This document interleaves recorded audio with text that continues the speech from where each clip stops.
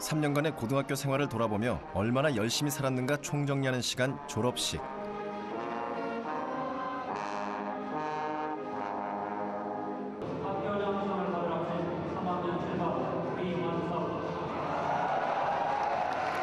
광주광역시 동성고등학교의 히어로는 위원석. 그가 상장과 큰 박수를 받은 것은 뛰어난 공부 실력 때문이다. 이과의 수석은 물론이고 서울대학교 수석을 한 학생입니다. 다시 한번 축하해 박수를.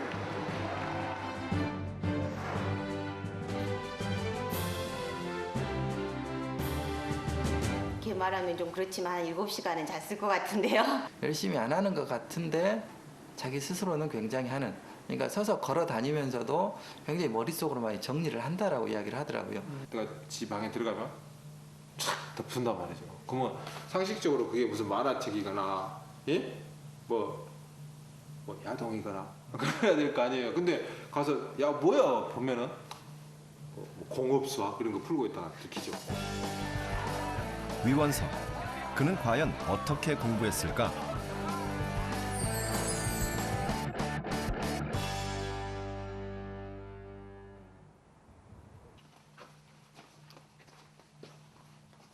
여기가 제 방이에요. 수능이 끝난 뒤 원석이는 방을 말끔하게 정리했다. 수능 끝나고 버릴 거 책들이고요. 각종 참고서와 문제집, 고3 1년 동안 씨름했던 수능 관련 책들은 이제 제 역할이 끝났다. 책장이 절반 이상 비었다. 그런데 만화책은 아직 남아있다. 일본어로 된 만화책이 여러 권 눈에 띈다. 성인 한 달 평균 독서량이 0.8권이라는데 저는 만화책 빼면은 1년 평균 독서량이 0.8권이나 되나? 또 진짜 저는 소설이나 막 그런 거는 취미가 없는 건지 어떤 건지 아무튼 그런 건 못 읽겠어요. 심지어는 비문학 서적도 잘 못 읽고요. 더 자주 보는 책들은 저기 침대 머리맡에 있어요. 이거. 머리맡에 두고 매일 보는 책. 이제 오해하실지도 모르는데 이건 설정이 아니에요. 핸드북 사이즈는 아니고. 그건 다름 아닌 일본어로 된 수학책이다. 점심을 먹고 나자 공부를 해야 한다며 책상 앞에 앉았다.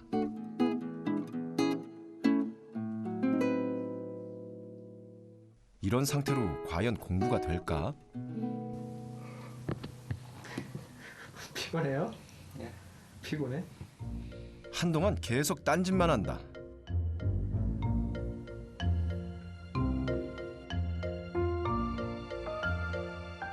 책에 눈을 맞추고 문제를 풀기 시작한 건 5분이 지난 뒤.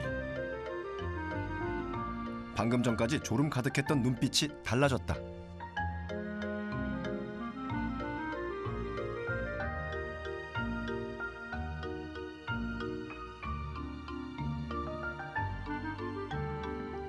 물리책을 보며 공식을 유도해보는 중이다. 어떤 순간에 실제 궤도 C의 한 점에서 그거에 대응하는 가상적인 궤도 C 바의 위의 한 점에 결과를 유도할 수 있는데 원석이는 유창한 일본어 실력으로 일본 대학 교재를 공부한다. 할 수 있을지 모르겠는데 그러니까 복소수 이제 복소 해석한 책이고요. 이건 이제 물리역학 연습이에요. 물리.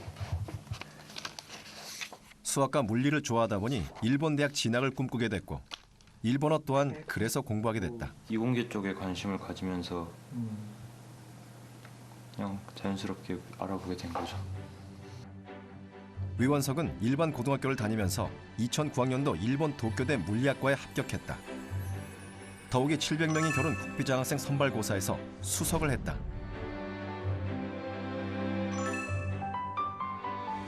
이뿐만이 아니다. 서울대 정시 모집에서 당당히 의예과 수석을 차지했다. 준비를 했는데 이제 저는 하나라도 붙어야겠다라는 생각으로 했었어요. 아 그래요? 처음에. 주변 사람들이 좀 물어보기도 했었거든요. 어디로 갈 거냐고 둘 다 붙으면. 근데 저는 그때마다 뭐 둘 다 붙을 리가 없다 막 그런 식으로 해가지고 그렇게 진지하게 생각을 안 해봤었어요. 그때. 원석의 실력은 어느 정도일까? 우리는 수학 문제 하나를 준비했다. 먼저 동성고등학교 2학년 학생들에게 이 문제를 제시했다.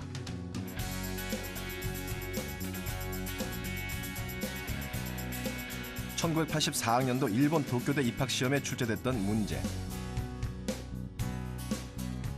공간 도형에 대해 얼마나 알고 있는지 테스트하는 내용이다.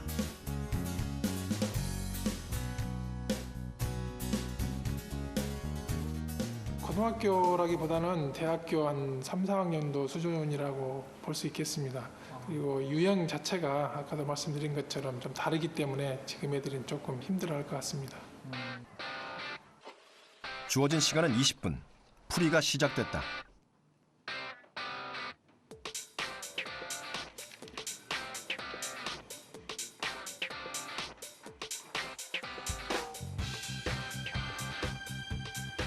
좀 풀긴 했는데 정답인지 모르겠어요. 그러니까 유형이요. 저희가 수능 그런 유형이 아니라 그런 쪽인 것 같아요. 수능 유형이 아니라. 학생들 중에 어느 정도 푼 친구 있어요? 단 한 명도 정답을 찾지 못했다. 원석이에게 똑같은 문제를 제시했다.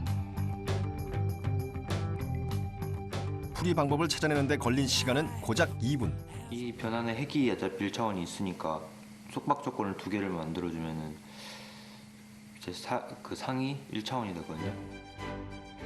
정답에 도달하기 위한 경로를 찾아낸 뒤엔 곧바로 풀이에 돌입.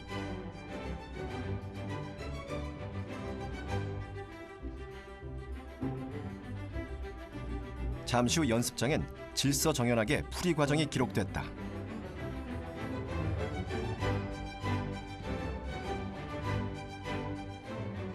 정확하게 답을 찾아냈다. 자신감이 중요한 것 같아요, 저는. 자신감. 이제 문제를 볼 때 자기가 풀 수 있다라고 생각하고 덤비는 거랑 아예 공부 풀겠다라고 생각하고 덤비는 거랑 확실히 차이가 나거든요. 근데 자신감은 이제 공부를 열심히 하는 데서 오는 거고, 다 이제 자기가 이제 알고 있다라는 확신이 드는 데서 오는 거고, 여긴 하는 것 중에 내가 모르는 소리는 없다, 아는 소리로 이루어져 있다라는 그런 확신이 있을 때 오는 거고, 이제 그러려면 공부를 해야지 그런 확신이 생기죠. 원석이는 올해 수능에서 수학은 만점. 전체 4개를 틀렸을 뿐이다. 너는 네가 왜 공부를 잘한다고 생각하냐? 네 스스로. 네가 공부 잘한다고 이상하다고 네가 왜? 운이 좋았던 거. 아 겸손한 거 말고 그거 말고 두 번째로는.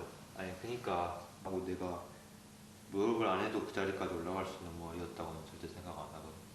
항상 내가 공부를 관심이라도 계속 가지고 그쪽으로 마인드를 계속 형성을 하고 있었다는 사실이, 그게 운이 좋은 거지. 중학교에 다닐 때만 해도 원석이의 성적은 그리 뛰어난 편이 아니었다. 공부보다는 노는 시간이 더 많은 아이였다. 그 공부 성적이 뭐 형편없이 나오고 그러니까 실질이 그때는 좀 뭐라고 했죠. 너 왜 이러냐? 많은 친구들이 그런 것처럼 게임도 즐겨했다. 공부는 학교 수업을 듣는 것이 전부였다. 열심히 해야 한다는 생각조차 없었다. 중학교 3학년 때 어쨌든 좀 공부를 열심히 했던 것 같아요. 그때는 갑자기 아이가 아침에 6시 학교를 등교를 하더라고. 너 뭐 하러 가냐고. 공부 좀 하려고. 그러는데 저는 사실 믿기지가 않았죠. 그래서 엄마한테 저 혹시 PC방 가는 거 아니에요? 그랬을 정도로. 중학교 3학년 2학기. 원석이는 갑자기 오전 6시에 학교에 가기 시작했다. 교문이 닫혀 있으면 담을 넘기도 했다.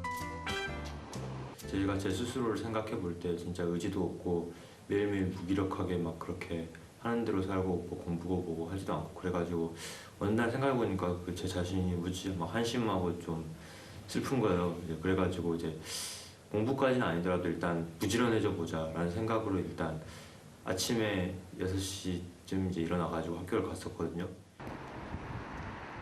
아침 일찍 등교하기 시작한 그때 원석이에겐 어떤 변화가 일어났을까?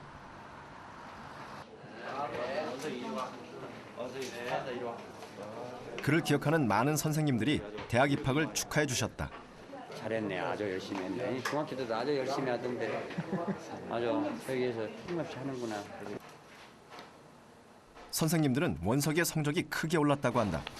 도대체 얼마나 달라졌는지 확인해 봤다. 특히 이제 2학기 때 성적이 갑자기 이제 이렇게 많이 올랐지. 3학년 1학기 국어의 경우 전교 51등. 그런데 놀랍게도 2학기에 가면 1등이 된다. 갑자기 오르는 경우는 드문 일입니다.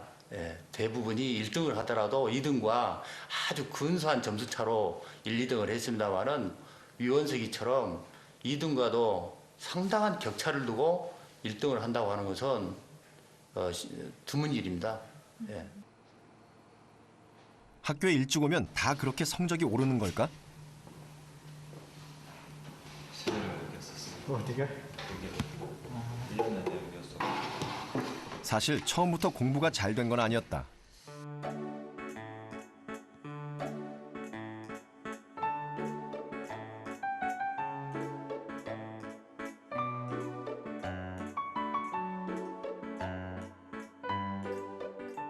공부할 때는 했었지만 이제 음료수 뽑아서 마시거나 아니면 그냥 책상 위에 누워서 자거나.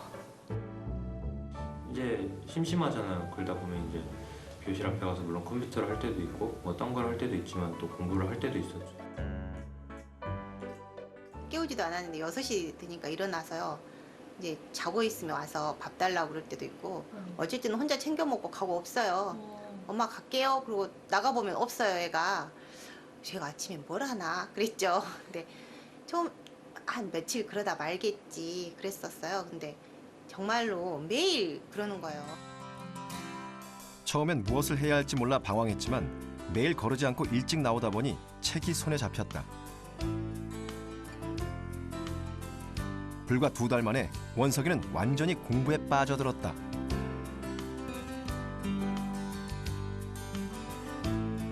제가 책상에 꼭 오래 앉아 있는 스타일은 아니거든요. 근데 이제 제가 그렇게 하다 보니까 막 모든 시간을 아깝게 생각을 하다 보니까 이제 어디 갈 때 예를 들면 뭐 화장실에 간다거나 그럴 때도 꼭 책을 안 들고 가면은 괜히 불안하고 아무것도 안 하고 있으니까 그렇게 된 거예요. 그래가지고 이제 꼭 책상에 오래 있지 않더라도 이제 여기저기 움직이더라도 그 시간 동안 계속 공부에 몰입을 할 수 있으니까 그런 점에서 확실히 그때 제 자신이 바뀌었구나 하는 걸 느꼈어요.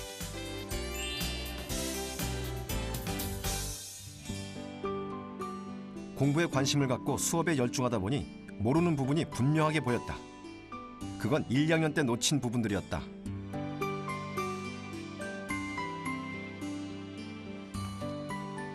그냥 이제 공부를 해야겠다는 생각이 드니까 딱 주변에 집히는 게 교과 공부였거든요. 그때는 이제 그래가지고 제가 1, 2학년 때 수업을 잘 안 들어가지고 그때 모르는 게 많으니까 특히 사회나 국사 같은 거는 1, 2학년 거를 보면서 계속 정리를 했어요. 1, 2학년 과정을 다시 공부했다고 하는데 아마 기본적인 개념을 다시 복습했겠죠. 그 개념만 알면은 3학년 과정 선생님께서 설명해 준 내용들을 잘 들으면은 얼마든지 따라갈 수 있다고 봅니다. 교과서를 보고 그 내용을 다 외울 필요가 있는 게 아니라 예를 들면 역사 뭐 2학년 때 세계사를 본다 그러면 그 흐름이라도 좀 알아두고 이런 이름이 나오면 얘는 뭐 하는 애인지 아니면 뭐 여기는 뭐 하는 데인지 어느 지방에 있는 데인지 그런 어느 상식 선에서 그 정도로 쌓아놓는 게 그게 좀 사소한 일 같지만 저는 매우 중요한 것 같아요. 일단 이걸 안 하면은 내용을 알 수가 없으니까 3학년 걸 해도 의미가 없다라는 생각을 좀 했었고요. 또 부끄럽고 좀 그랬지만은 그래도 이걸 안 하면 안 된다라는 생각 가지고 그냥 했었어요.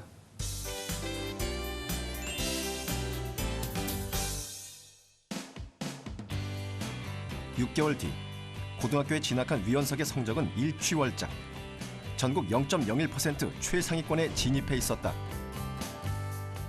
3학년 처음 올라와서 모의고사를 봤는데 굉장히 잘 봤습니다. 450점 만점 시험에 448점을 맞았거든요. 고3 첫 번째 모의고사. 광주 지역 1등이었다. 이제 국어에서 언어 영역에서 한 문제를 틀렸겠습니다. 근데 그 언어 영역 한 문제 때문에 또 평소에 언어가 부족하다라고 하는 생각을 해왔던 학생이기에 언어를 좀 준비 좀 해라라고 이야기를 했는데 하고 있습니다라고 이야기를 하더라고요. 그러니까 나중에 알아보니까 한 문제집을 10권 정도를 사서 10권 정도 산 것을 불과 한 2주 정도에 다 풀었다라는 이야기를 하더라고요. 그만큼 뭔가에 한번 빠지면 굉장히 깊이 빠지고 열정을 다하는 그런 모습이 원석이를 있게 하지 않았나 생각합니다. 외워야 할 것은 외우고 개념 파악도 끝난 원석이가 부족한 1%를 메우기 위해 택한 방법은 최대한 많은 문제를 풀어보는 것. 문제 많고 해설 잘 돼 있고 그런 거 고르죠. 문제 많은 거? 해설 잘 돼 있고 각 문제 수는 이제 가격 대비로 따지는 거고 해설은 무조건 잘 돼 있는 걸 사야죠. 그런데 문제를 많이 풀다 보니 조금씩 유형이 다르다는 걸 발견했다. 이거는 이제 이거랑 이거는 이제 처음에 시작할 때 좀 개념이 부족해서 이제 떠줬던 거. 마침 고2 때부터 일본 대학에 진학할 계획을 세웠던 원석이는 적극적으로 일본 교재에 도전했다. 유형이 다른 문제들, 그것은 새로운 경험이었다. 그런 거긴 한데 그러니까 문제가 막 수능처럼 막 짧게 나와가지고 막한 2, 3분 동안 풀 수 있게 막 답은 1부터 1000까지 0부터 999까지 중에 하나로 나오는 게 아니고 막 분고서식으로 문제를 아예 풀어가지고 풀이 과정이랑 같이 답을 쓰게 돼 있는데 일본 대학 입시 수학 문제의 경우 제시문 하나에 3가지 답과 풀이 과정을 쓰는 형식이 많다. 처음엔 어찌 풀어야 할지 난감하기만 했다. 너무나 어렵게 느껴졌다. 그러나 유형이 다르다는 건 접근 방법의 차이일 뿐. 그 속내를 들여다보면 이미 다 배운 것들이 대부분이다. 문제를 풀 때마다 자신감이 늘어났다. 아무래도 일본 문제는 이제 푸는데 시간이나 노력이 많이 들고 또 푸는 과정이 좀 복잡하거든요. 이제 그런 걸 많이 풀다 보면은 우리 하드 트레이닝을 하는 거죠. 작년 수능도 그랬었고 어려운 문제들이 많이 나와가지고 좀 생각을 요하는 문제들이 많이 나왔었잖아요. 이제 그런 거 할 때 당황하지 않고 더 어려운 문제도 많이 풀어봤고 더 복잡한 문제도 많이 풀어봤으니까 그 정신 차리고 정확하게 푸는 길을 찾아가는데 도움이 됐었던 것 같아요.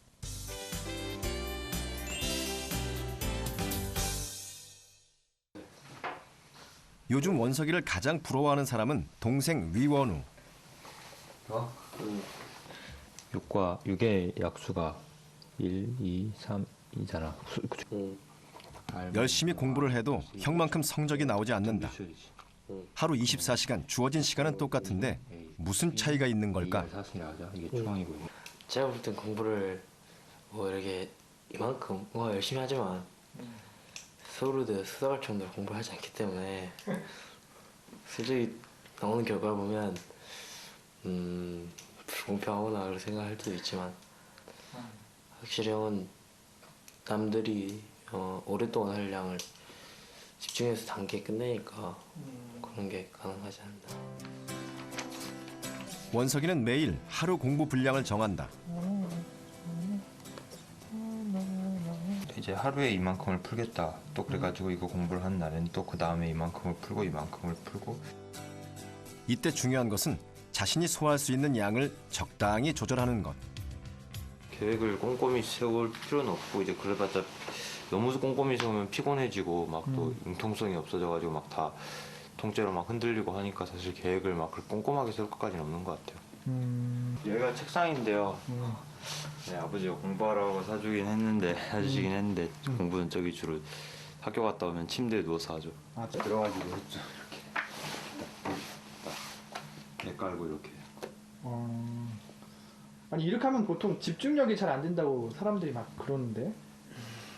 이것이 학교에서 돌아온 뒤 원석이의 공부 자세다. 대부분 그런 공부를 집에서 이런 식으로 해요? 팔이 아프면 이렇게 놀아줄 때? 팔이 아프면 보통 2분에서 3분 단위로 자세를 바꾼다. 학교에서 충분히 책상에서 하고 있고 이제 막 피곤하고 체력도 고갈되고 그러니까 집에 와서까지 책상에 앉아가지고 공부할 여력은 없고 그냥 억지로 책상 앞에 앉아 있는 것보다 집중력을 높일 수 있다면 침대라도 상관없다고 판단했다. 제가 사실 그 이제 제일 신경을 쓴 부분이 자기 관리인데요.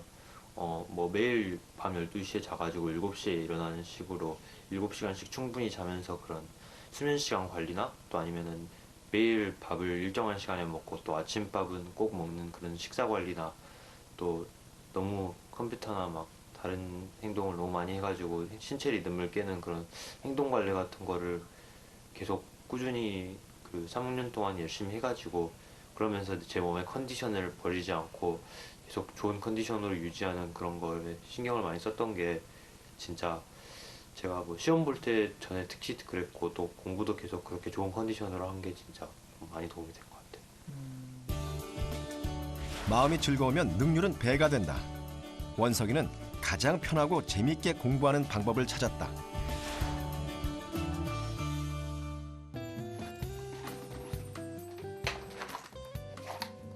원석이가 부지런히 외출 준비를 했다.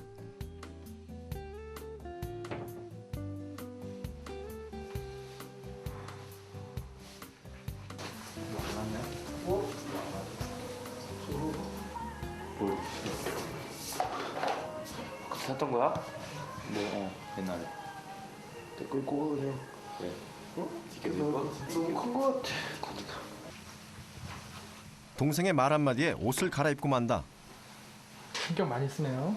네? 응? 아니야.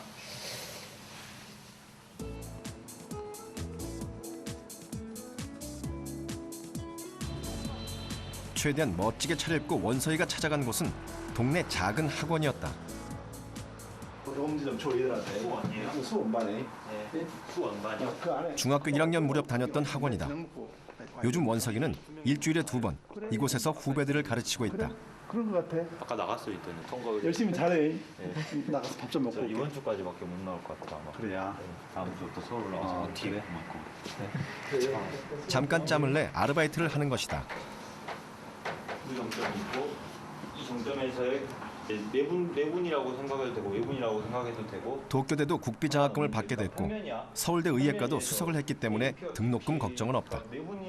아르바이트를 하는 건 단순히 돈을 벌기 위해서가 아니다. 컴마 사가 있다고 해봐. 차근차근 신중하게 원석이는 문제풀이를 진행했다. 반지름 뭐야? 선생님 되보니까 어때요? 아이들 가르치니까 어때요? 긴장되는데요.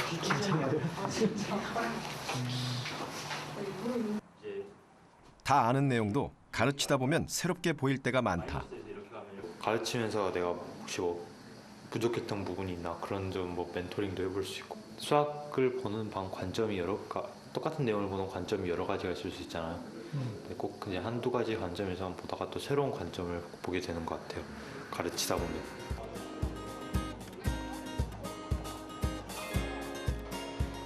대학 입시를 준비할 때는 한 문제라도 더 풀고 보다 많이 외우기 위해 노력했다. 하지만 요즘은 한 가지라도 깊이 있게 알아야 된다는 걸 깨닫는다. 공부에 대해 더 욕심이 생긴다.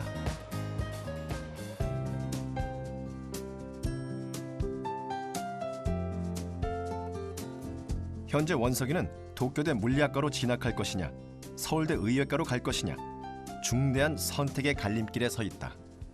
여기 앉을까? 원석의 결정이 늦어지자 부모님도 걱정이 많아졌다. 확신을 갖고 공부를 해야 할 텐데 네가 이제 어떤 지금 선택을 못하고 있는 것은 좋은데 나중에 선택 후에 또 자꾸 미련이 생기거나 네가 어떤 그런 확신이 안 생기면 그것도 걱정이야. 그러진 않지? 언제까지 결정해 줘야 되는 거야? 거기 일본, 거기 동명대 몰라? 응? 생각할 수 있는 시간이 많지 않다. 엄마는 엄마니까 이제 우리 아들이 이제 엄마는 그래 일본 뭐 동경대하고 서울대하고 두 개 중에서 어떻게 엄마는 구별을 하냐면 아들이 엄마하고 가깝게 있는가 멀리 있는가 정말 그거밖에 차이가 안 나. 그래서 엄마 아빠가 탁 찍어줬으면 좋겠냐? 너 여기 가라. 그건 아니지. 네가 결정하고 싶지. 어떤 기준으로 결정해야 후회가 없을까?